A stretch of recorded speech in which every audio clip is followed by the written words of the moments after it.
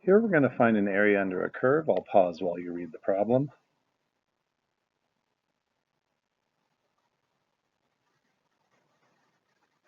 Because we're looking for the area for all x values greater than or equal to a third, we're going to integrate from 1/3 to infinity of the function. That will give us the area between the function and the x-axis, if it exists.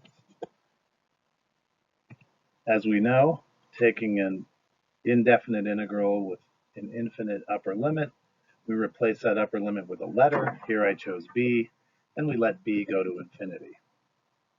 Then, when we perform the integral, we get the natural log of the absolute value of x, as we know, and we can plug in b and 1/3.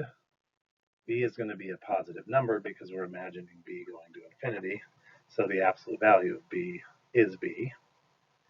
Then replacing the integral with this value leaves us with the task of taking the limit. Something unusual happens here, though, because as it turns out, this limit doesn't exist. Why?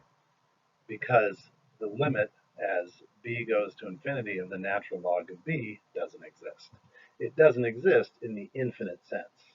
In other words, the natural log of bigger and bigger numbers just keeps getting bigger and bigger, and there's no finiteness to that. And since this limit doesn't exist, the conclusion, therefore, is that the area we're looking for is not a finite area, and therefore doesn't have an answer.